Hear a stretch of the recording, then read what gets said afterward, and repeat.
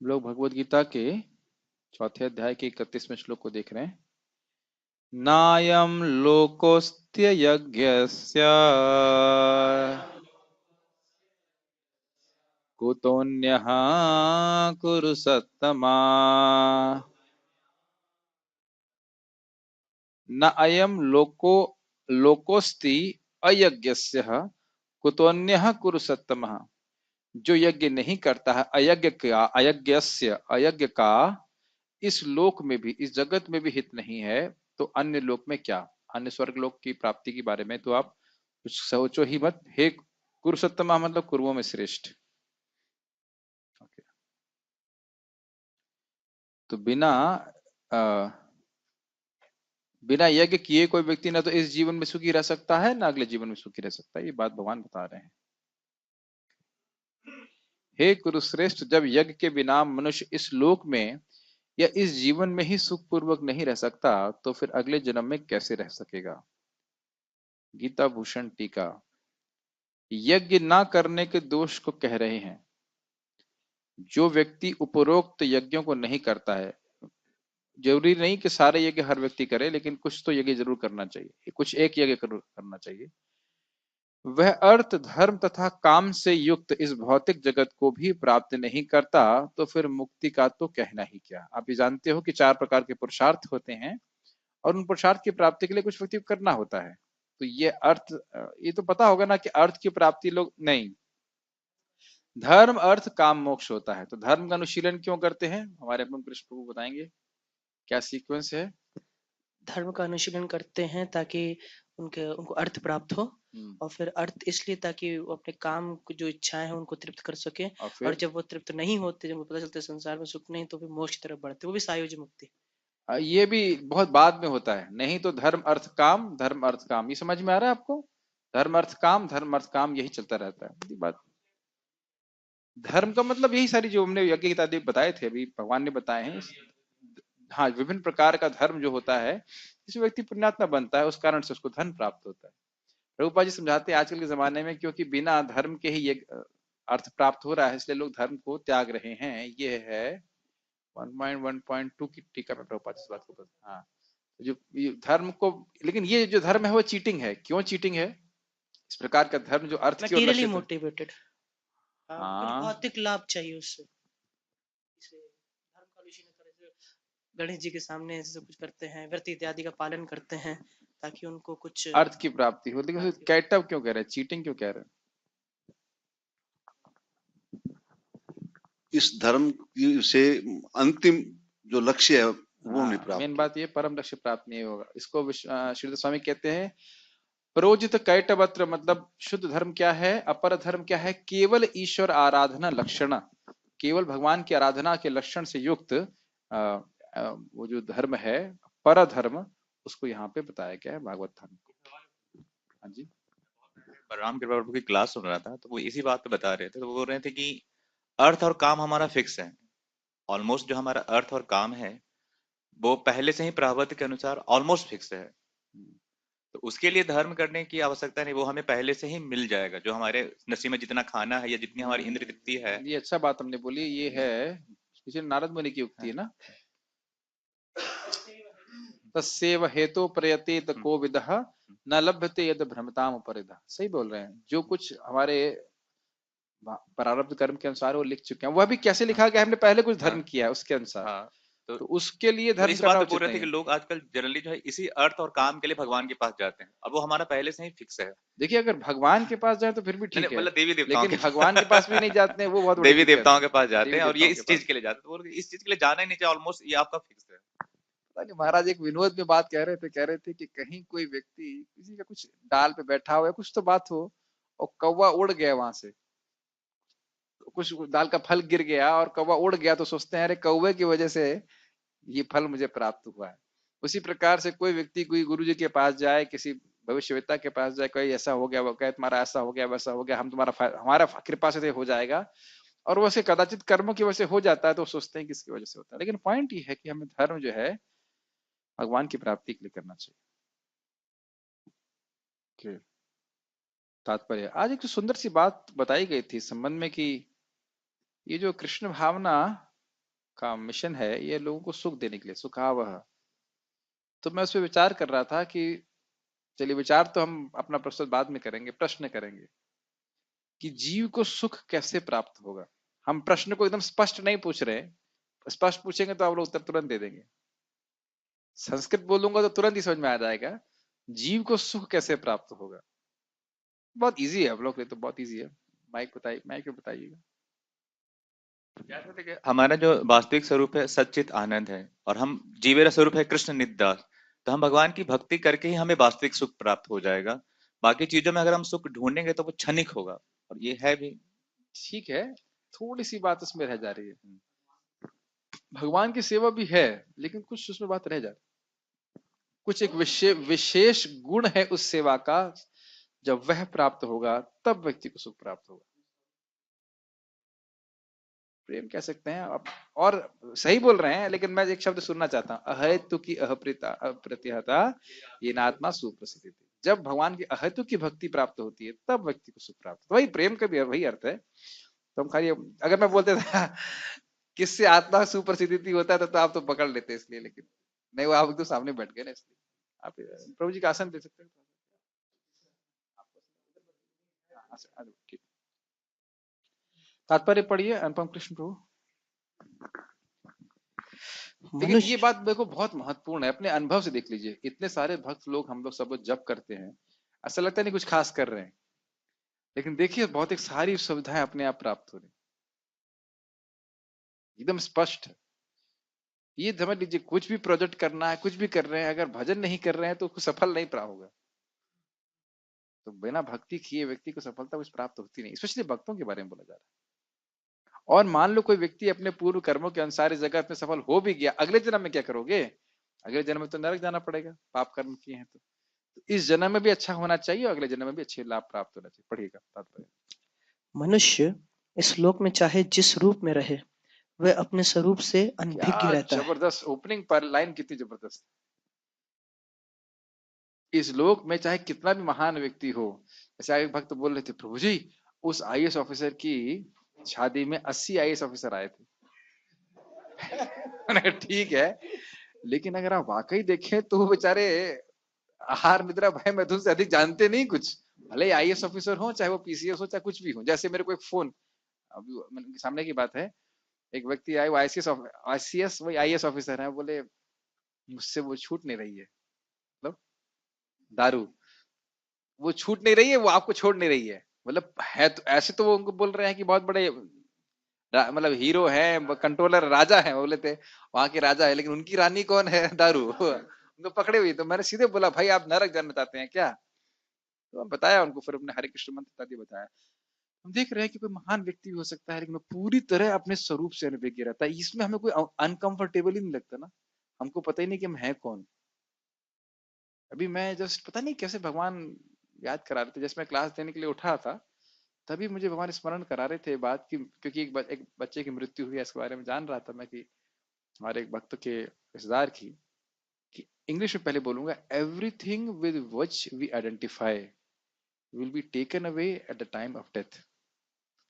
जिन जिन वस्तुओं से हमारी पहचान है, वस्तु हो, विद्या हो, कुछ भी है, वो सब कुछ छीन लिया जाएगा मृत्यु के समय। और अद्भुत बात है कि कभी भी आ सकती है, ये तो हम सोचते नहीं। हाँ हाँ हमारी आएगी, हाँ कभी भी आ सकती है, लेकिन हम सोचते नहीं कि मेरी आने वाली। जिससे भी हमारी पहचान है कि मैं खूबसूरत हूं, मैं बुद्धिमान हूं, मैं सफल हूं, असफल हूं, बुद्धू हूं, सब कुछ यहाँ का हूं, वहां का हूं, सब कुछ छीन लिया जाएगा एक साथ। और हम लोग बिल्कुल सोचते नहीं कि हम अपने स्वरूप से किस प्रकार से अनभिज्ञ, कोई अनकंफर्टेबल लगता ही नहीं है कि कुछ ऐसा है। और उस पर भी सोचते हैं, जो सनातन गोस्वामी अच्छा बोलते हैं, ग्राम में व्यवहार है पंडित को रिमानी, अपना हित हित किचु नहीं जाने। लोग ग्राम में व्यवहार मुझे पंडित भी कहते हैं, लेकिन मुझे जानता ही नहीं कि मैं हूं कौन और मुझे क्या, मेरे लिए हित हित क्या है। बहुत अच्छी बात, पढ़िए। दूसरे शब्दों में, भौतिक जगत में हमारा अस्तित्व हमारे पाप जीवन के बहुगणित फलों के कारण है। समझ में आ रहा है? बहुगुणित करते हैं, मान लीजिए आपने 2 नंबर पाप किया, तो उसका जो पाप का फल है वो 2 नंबर नहीं मिलेगा, वो तो बहुत सारा मिलता है। तो ये, और उसके बाद एक फल के बाद उसका दूसरा पाप, उसका दूसरा पाप, ऐसे करते करते हमको अगला जन्म मिलता जा रहा है। पढ़िए। अज्ञान ही पापपूर्ण जीवन का कारण है और पापपूर्ण जीवन ही इस भौतिक जगत में अस्तित्व का कारण है। समझाइए इसको, जिनके पास माइक है वो समझाएंगे। मतलब हाँ बताइए। कुछ कहना कहना नहीं चाहते हैं, पहले आप कुछ कहिए। क्या है प्रभुपाद, क्यों बोल रहे हैं ऐसे? पूरा बहुत सुंदर प्रभुपाद जी ने तात्पर्य लिखा है, क्या बता रहे हैं बताइए, माइक पे बताइए। अज्ञान है व्यक्ति को, तो इसलिए वो किस पाप। चीज का ज्ञान है? अब उसको ये नहीं मतलब अपनी पहचान गलत करता है, अपने आप को गुड, शरीर से पहचान करता है, उसके हिसाब से कार्य कर रहा है। यस। अब क्योंकि अज्ञान है इसलिए फिर वो पाप कर बैठता है, फिर वो हाँ, पाप कर बैठता है। तो अज्ञान अपने को शरीर मानने से व्यक्ति पाप कैसे कर बैठता है? क्योंकि वो अपने लिए करने लगता है और अपनी इंद्रिय के बारे में सोचता है हर समय वो। हाँ, क्योंकि वो शरीर को, इंद्रियों को संतुष्ट करेगा, इसलिए हाँ, पाप करेगा ही, करेगा ही करेगा। अगर कोई जीवन में पाप किए हैं, ऐसे ऐसे प्रश्न नहीं करना। क्या जीवन में कोई पाप नहीं किए हुए हाथ खड़ा करेगा? नहीं, तो या तो कोई हाथ खड़ा नहीं करेगा, बल्कि जब पाप कर रहे थे ये पता भी नहीं था कि ये पाप है, ये भी स्थिति है। और अब स्थिति ये है कि पाप मालूम है कि क्या पाप है, फिर भी पाप करते हैं, ये भी एक पाप स्थिति है। लेकिन जब भी पाप करते हैं उसका पहला चीज क्या है, हमें क्या याद रखना पड़ेगा? कि हम लोग शरीर हैं, ये याद रखना पड़ेगा, और फिर उसके बाद व्यक्ति पाप करता है। कहने का मैं थोड़ा बात उल्टा पर करके बोल रहा हूँ, मतलब ये भूलना होगा कि हम आत्मा है, तब हम पाप कर सकते हैं। जब हम भूल जाएंगे कि हम आत्मा हैं और ये याद रखेंगे कि हम शरीर हैं, तब व्यक्ति पाप करता है। हम लोग को याद रहता ही नहीं है कि हम आत्मा है, इसलिए शास्त्र का वचन सुन करके कार्य करना चाहिए। जैसे आपके सामने, जैसे प्रभु जी ने मुझे बादाम दिए, तो अगर मैं केवल अपने, किसी ने भी दिए, आप लोग के लिए नहीं दिए अब स्वाभाविक रूप से एक भक्त क्या सोचेगा, इस बादाम को मैं कुछ बनाकर भगवान को अर्पित करूंगा। तो भले ही हम शरीर के स्तर पे हैं, लेकिन ये जरूर पता है कि इस शरीर का इस्तेमाल कैसे करना। और अगर केवल शरीर के स्तर पे रहते तो बोलते लाओ बादाम पैकेट खोलो और स्वाहा आहा चालू हो जाएगा, तो ये पाप होगा। और दिक्कत है कि इस समय इंद्रियों को अंतर नहीं महसूस होता है कि ये पाप है, ये पुण्य है। भाई आप बादाम खाइए, भगवान को बिना अर्पित किया, कोई भी वस्तु बिना अर्पित किए खाए, तो थोड़ा मालूम चलता है कि मैं हर कौर पे पाप खा रहा हूँ, उसका तो फल बाद में प्राप्त होता है। ये रहता है। अज्ञानता में जो पाप करते हैं उसका भी पाप तो लगता ही है। भाई चालान तो दोनों का लगता है, जिसको पता हो कि मतलब रेड लाइट क्रॉस करना चाहिए या नहीं, और जिसको नहीं पता उसको भी चालान होता है। मनुष्य जीवन बड़ा खतरनाक है, क्योंकि हर चीज का बिल लगता है। केवल 5 साल की उम्र के जो नीचे होता है उस जो कार्य करते हैं, 5 साल या 14 साल में थोड़ा कंफ्यूज हूँ, कहीं ना 14 साल, 14 साल से नीचे जो कार्य करते हैं उसके पाप नहीं लगते, क्योंकि मंडूक ऋषि जो थे वो उसी बात को बोल रहे थे कि 14 साल से कम, मेरा डाउट है, बट मुझे जहां तक स्मरण आ रहा है 14 ईयर्स से कम, 14 ईयर्स से 5 साल के बाद जो है भक्ति करना चालू कर देना चाहिए, लेकिन 14 साल के पहले के पाप लगते नहीं, ऐसा कुछ सुना है मैं, कुछ ऐसा है। उसके बाद व्यक्ति को मतलब एक्सपेक्ट किया था कि वो जाने पाप और पुण्य क्या है। गलती उसकी क्या है? गलती उसकी है, जगत में गलती हो या नहीं हो, जो उसका जो भी कर्म के नियम है वो लगते ही है कि नहीं?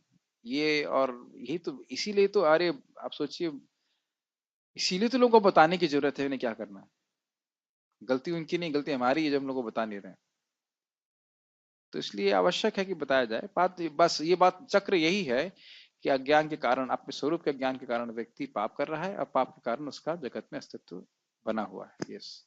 मनुष्य जीवन ही वह द्वार है जिससे होकर इस बंधन से बाहर निकला जा सकता है। इसमें मैं छोटी सी कहानी बोलना चाहता हूँ। एक अंधा था और वह एक स्टेडियम में घूम रहा था, और उसके पास एक डंडी थी, और बार बार वो डंडी से ऐसे प्रयास कर रहा था ढूंढने के कि दरवाजा कहाँ है, क्योंकि अंधा है। और जब वाकई दरवाजा आया तो अपने हाथ को खुजलाने लगा। प्राय स्टेडियम में एक दरवाजा होता है, खुजलाने लगा। अब फिर वो घूमने लगा, जितनी बार दरवाजा आता उतनी बार खुजलाने लगता। तो कहानी का सार क्या है, कहानी का अर्थ क्या है कि आंखें अंधे होने का अर्थ है कि अन्य योनियों में बिल्कुल भी आत्म साक्षात्कार की कोई भी संभावना नहीं है, कोई संभावना नहीं। अब मनुष्य जानवरों को देख लीजिए, कुछ भी पता नहीं है, कुछ पता है, नथिंग, जीरो, और समझा भी नहीं सकते। और आज जब हम मनुष्य शरीर प्राप्त करते हैं तो थोड़ी खुजली करने लग जाते हैं। खुजली का मतलब क्या है? इंद्रिय तृप्ति में लग जाते हैं, तो भूल, फिर हमारा ये दौर, फिर समय समाप्त हो जाता है, फिर अगला जन्म में हम घुस जाते हैं। तो ये बड़ा इंस्ट्रक्टिव स्टोरी। तो यही प्रभुपाद हम बता रहे हैं इस बंधन से। और बात ये है कि मनुष्य जीवन केवल मुक्ति प्राप्त करने के लिए, कि मुक्त हो जाए, और वस्तुतः किसी भी चीज के लिए नहीं है। ये बहुत इंपॉर्टेंट बात। अतः वेद हमें धर्म, अर्थ, काम तथा मोक्ष का मार्ग दिखलाकर बाहर निकालने का अवसर प्रदान करते हैं। धर्म या ऊपर संस्तुत अनेक प्रकार के यज्ञ हमारी आर्थिक समस्याओं को स्वतः हल कर देते हैं। एक इंटरेस्टिंग बात है कि जब व्यक्ति उपरोक्त यज्ञ करता है तो उसकी जो आर्थिक सुविधाएं हैं, परेशानियां हैं, वह अपने आप सॉल्व तो हो ही जाती हैं, साथ साथ उसका हृदय शुद्ध भी होने लगता है, जो आगे के अभी श्लोकों में आप सीखेंगे। कि एक तो यह है कि भाई, अब सीधी सीधी बात है, आप लोग में से कोई ऐसा व्यक्ति है जो खाना नहीं खाया हो, भी आज दोपहर का लंच नहीं किया, ऐसा कोई व्यक्ति है? एक। और तो कुछ अनकंफर्टेबल लग रहा है? माइक भी बता दीजिए। कुछ अनकंफर्टेबल लग रहा है कि खाए नहीं है? यस, स्वाभाविक सी बात है। तो अब खाने के लिए नहीं होगा तो धर्म क्या करेगा, या और कुछ कार्य कैसे करेगा? तो आर्थिक जो आवश्यकता है, ईटिंग प्रॉब्लम जिसे कहना चाहिए, फिर जो वो अपने आप सॉल्व हो जाती है अगर कोई व्यक्ति यज्ञ करता है। ये बात हमें बोली जा रही है। लेकिन फायदा ये है कि वो यज्ञ करने से धीरे धीरे उसका हृदय में शुद्धिकरण भी होगा। ये फायदेमंद बात है। और अगर यज्ञ करके किए बिना व्यक्ति धन प्राप्त करता है तो फिर उसको हृदय का शुद्धिकरण नहीं होगा पड़ेगा। जनसंख्या में वृद्धि होने पर भी यज्ञ संपन्न करने से हमें प्रचुर भोजन, प्रचुर दूध इत्यादि मिलता रहता है। जब शरीर की आवश्यकता पूर्ण होती रहती है तो इंद्रियों को तुष्ट करने की बारी आती है। अतः वेदों में नियमित इंद्रिय तृप्ति के लिए पवित्र विवाह का विधान है। इस प्रकार मनुष्य भौतिक बंधन से क्रमशः छूटकर उच्च पद की ओर अग्रसर होता है और मुक्त जीवन की पूर्णता परमेश्वर का सानिध्य प्राप्त करने में है। यह पूर्ण यज्ञ संपन्न करके प्राप्त की जाती है, जैसे यह कि पूर्ण यज्ञ नहीं, यह पूर्णता। पूर्णता यज्ञ संपन्न करके प्राप्त की जाती है। कौन सी पूर्णता? अभी पढ़ ही रहे हैं, अरे स्वाध्याय कर रहे हैं कि ज्ञान यज्ञ भी कर रहे हैं? पूर्णता क्या है? माइक किसके पास में? जिसके पास माइक है, जिसके पास लाठी उसी की भैंस, वही बोलेगा इसके पास माइक है। यस, बोलिए। जीवन परमेश्वर का सानिध्य प्राप्त। परमेश्वर कौन है? भगवान कृष्ण। भगवान कृष्ण, ठीक। यह पूर्णता यज्ञ संपन्न करके प्राप्त की जाती है, जैसा कि पहले बताया जा चुका है। फिर भी यदि कोई व्यक्ति वेदों के अनुसार यज्ञ करने के लिए तत्पर नहीं होता तो वह शरीर में सुखी जीवन की कैसे आशा कर सकता है? एक श्लोक मैंने याद किया है तो आपके सामने प्रस्तुत करूंगा, और उससे आपके मन में डाउट भी थोड़ा कुरेदेंगे, फिर उसका उत्तर देने का प्रयास करेंगे। तपस्विनो दान परा यशस्विनो मनस्विनो मंत्रविदः सुमंगलः क्षेमं न विन्दन्ति विना यदर्पणं तस्मै सुभद्र श्रवसे नमो नमः। तपस्विनो, जो तपस्वी है, हमने पढ़ लिया था तपस्या के बारे में, चंद्रायण व्रत। दान पर द्रव्य के बारे में पढ़ा था। यशस्विन, जो बड़े बड़े, उसमें लिखा है तालाब इत्यादि खुदवाते हैं, ये क्या नाम था, गेधर लाल जी कहते हैं। और उसके बाद वो कह रहे हैं मंत्रविद मनस्विनो, जो बहुत मननशील हैं, और मंत्रविद, बहुत मंत्र जप करते हैं। और उसके बाद क्या है, सुमंगला, जो बहुत सदाचारी हैं। क्षेमम न विंदंती विना दर्पणम, अगर इन सब चीजों को, इन यज्ञों को आपको अर्पित नहीं करते, मतलब भगवान कृष्ण को समर्पित नहीं करते हैं, तो क्षेम प्राप्ति, इनको लाभ नहीं मिलता, ऐसा फल प्राप्त नहीं होता। तो टीकाओं में से कहा गया है कि फल प्राप्त नहीं होता है, अर्थात परम फल प्राप्त नहीं होता। थोड़ा थोड़ा फल प्राप्त जरूर हो जाएगा, लेकिन परम फल जो है, जो भगवत प्राप्ति, वो प्राप्त नहीं होगा। तो मन में आ सकता है आपके, अगर भी हम बहुत सारे लोगों को देख रहे हैं जो भगवान का भजन नहीं करते हैं, लेकिन उन्हें कुछ भौतिक लाभ तो प्राप्त हो रहा है, हाँ हो रहा है, लेकिन क्या आत्यंतिक लाभ प्राप्त नहीं हो रहा। आत्यंतिक लाभ, भगवत धाम की प्राप्ति तभी होगी जब इन सभी क्रियाओं को भगवान को अर्पित किया जाएगा। बहुत सुंदर बात वो बोल रहे थे। तो यही श्लोक मुझे मैं आप सामने प्रस्तुत भी करना था और ये लिंक भी है इसका। डाउट ये है कि कुछ लोग ऐसे कहते हैं कि भाई अमेरिका में तो भगवान का भजन नहीं चल रहा, तो इतना अमेरिका जो है समृद्ध कैसे हो रहा है। देखिए साथ साथ आप भी जानते हो कि वहां पे बहुत मानसिक परेशानियां, झगड़े, बहुत क्राइम सब चल रहा है। आर्थिक रूप से सुखी हो सकते हैं लेकिन मानसिक रूप से सुखी नहीं। सोचिए हर व्यक्ति के पास एक गन है, वो भी मैंने सुना वहां पे घर में आप मशीन गन रख सकते हो। Too much you know, washing machine नहीं machine gun, that is too much you know. तो किस प्रकार से जो है लोग कर सकते हैं, तो ये कितना भय होगा। यह मत सोचिएगा कि जिसके पास गन है वो निर्भय होता है, वो बहुत भयभीत होता है कि मुझे कोई मार देगा, तभी उसको आवश्यकता होती है गन इत्यादि रखने की। मैं खाली बोल रहा हूँ कि ऐसा व्यक्ति भौतिक रूप से भी सुखी नहीं होता है, ये नहीं सोचना चाहिए। ये बार मुझे पहले भी किसी ने पूछा था कि अमेरिका तो बहुत सफल हो रहा है, ये हो रहा है वो हो रहा है, भगवान के तो भजन नहीं चल रहा। तो हो सकता है अपने पूर्ण सुकृति के कारण कुछ समय के लिए फूलें, लेकिन बाद में उनको वो कभी आत्यंतिक लाभ प्राप्त नहीं।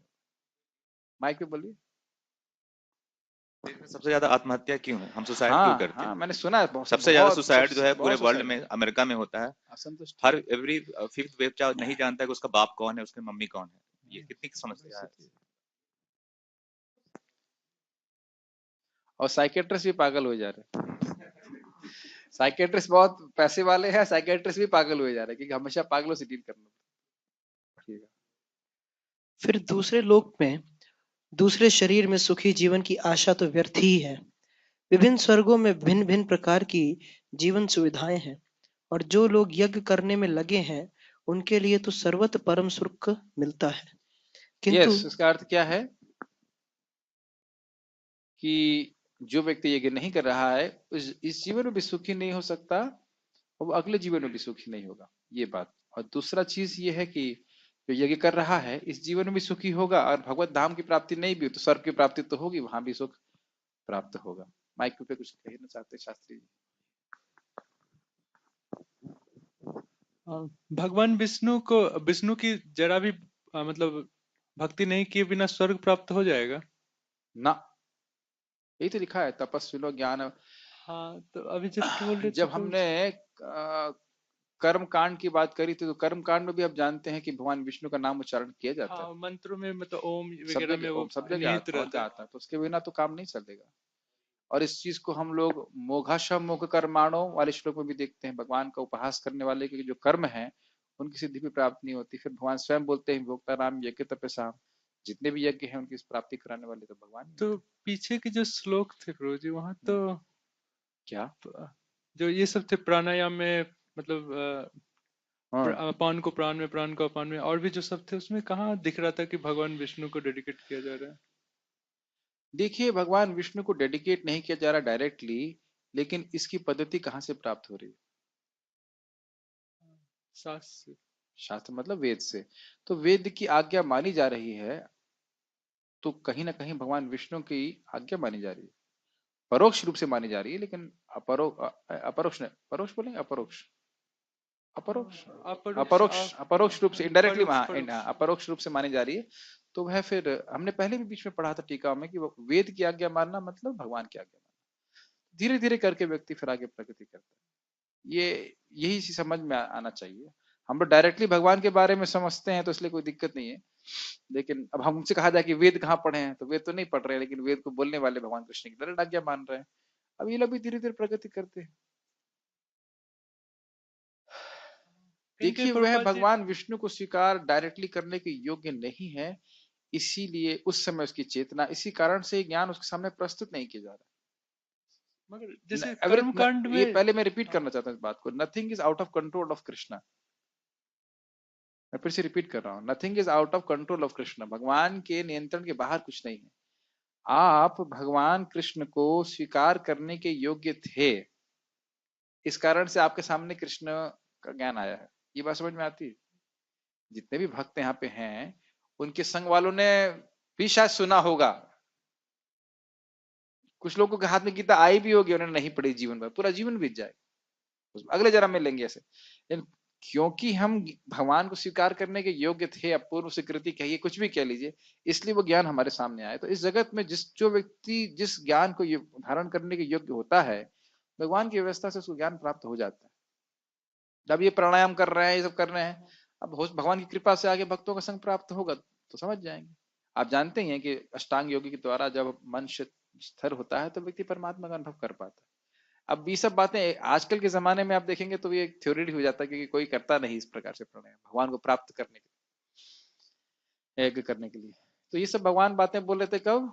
5-4 साल पहले। अभी तो कहाँ कोई थोड़ा बहुत द्रव्य यज्ञ कर सकता है, बस उसमें भी वो चीनी अधिक और शरबत कम वाला शरबत बांटते है कि नहीं? होता है ना, क्या कौन सा वाला शरबत होता है, रूअफ़ज़ा, कलर रहता है उसमें, रूअफ़ज़ा नहीं रहता, तो क्या द्रव्य यज्ञ करेंगे? कुछ भी ठीक से नहीं हो सकता। आज के डेट में कहा जाता है कि जैसे आपने कहा कि सेना में जो मरता है युद्ध के दौरान, तो आज के डेट में ये प्रैक्टिकल तो नहीं हो सकता कि आज के डेट में जो जिस तरह से सेनाएं युद्ध कर रही है चीटिंग के साथ और बम गिरा रही है, तो वो तो युद्ध में मरेंगे तो भी वो स्वर्ग नहीं जाएंगे, नरक में ही जाएंगे, है कि नहीं? चलिए छोड़िए इस बात को। बात यह है कि जो व्यक्ति भगवान के प्रसन्नता के लिए यज्ञ के अनुसार नहीं करता है कार्य, तो फिर उसको आगे लाभ प्राप्त नहीं होगा। यस प्रभु जी, जैसे अभी जैसे यज्ञ की बात हो रही है, तो एक क्वेश्चन मेरे को डाउट है कि जैसे हम लोग को जो बॉडी मतलब शरीर मिला है, ये बेसिकली मतलब कि बुद्धि, मन और इंद्रियों से रिलेटेड होता है। तो जो भी कर्म हम करते हैं इंद्रिय विषयों के थ्रू होता है और मन में स्टोर होता है और बुद्धि उसकी डिसीजन मेकिंग करती है, और इसी कारण हमारा ये जन्म मृत्यु का चक्र चल रहा है। अब जब हम यज्ञ करते हैं, हरिनाम मतलब करते हैं, हरिनाम का यज्ञ करते हैं, तो ये जितने सारे जो कर्म जो हैं जो मन में स्टोर्ड है, तो जो हम लोग हरिनाम करेंगे वो सोल के लेवल पे है। तो फिर तो ऑटोमेटिक्स में जो शब्द आता है कि जब हम हरिनाम करते तो हमें जो खुशी है या जो हमें द्रव्य है वो ऑटोमेटिक मिलता है। तो द्रव्य मिलना या खुशी मिलना ये तो मन की मतलब कि मन के पार्ट। देखिए ये भगवान का सिस्टम ही है। आपने पढ़ा था ना अभी पिछले वाले श्लोक में, मैंने लास्ट में क्या पढ़ा था? यज्ञ विदो यज्ञ शपित कल्मषः यज्ञ शिष्टामृत भुजो यान्ति ब्रह्म सनातन। यानी कि जो यज्ञविद है, जो यज्ञ के उद्देश्य को जानता है। हाँ, अब इससे आपका प्रश्न का उत्तर हो गया। ये सारे लोग यज्ञ के उद्देश्य को जानते हैं। जो प्राणायाम भी कर रहा है वो भी यज्ञविद है, वो जानता है यज्ञ का उद्देश्य क्या है, आत्मज्ञान की प्राप्ति। तो ये सब उसने खूब सुन करके प्राणायाम किया। ऐसा नहीं खाली उसने सीख लिया कि ऐसे कैसे करना, उसने ये भी सोच लिया कि क्यों करना है। यज्ञविद ध्यान रखना चाहिए, अभी आगे पढ़ लेंगे। आप द्रव्य यज्ञ कर रहा हो, चाहे ज्ञान यज्ञ कर रहा है, चाहे वह प्राणायाम कर रहा है, जो कुछ भी कर रहा है, वह यज्ञविद है, वह जानता है यज्ञ क्यों करना चाहिए। एक बात जरूर क्लियर होनी चाहिए, आत्मज्ञान के लिए। और उसमें लिखा है यज्ञ शपित कल्मषः, पापों से मुक्त होगा, ये स्वाभाविक है। और एक इसे कहते हैं अनुसंगिक फल। मुख्य फल है यान्ति ब्रह्म सनातन, ब्रह्म की प्राप्ति करे, भगवान की प्राप्ति करे। लेकिन अनुसंगिक फल है भोग ऐश्वर्य इत्यादि प्राप्त करना। तो जो आप बात कर रहे हैं बिल्कुल सही है, हरिनाम आत्मा के लाभ के लिए है, लेकिन हरिनाम करते हैं, यज्ञ करते हैं, तो ये आनुषंगिक फल है। आनुषंगिक फल मतलब गौण फल। जैसे दूध लेते हैं 1 लीटर, तो उसके ऊपर वो दूधिया जो है 100 ग्राम दूध ऊपर से दे देता है। तो 100 ग्राम दूध लेने के लिए नहीं पैसा कर रहे हैं, प्राप्त दे रहे हैं, 1 लीटर के लिए प्राप्त कर रहे हैं, वो 200 ग्राम 100 ग्राम ऊपर एक्स्ट्रा मिल जाता है।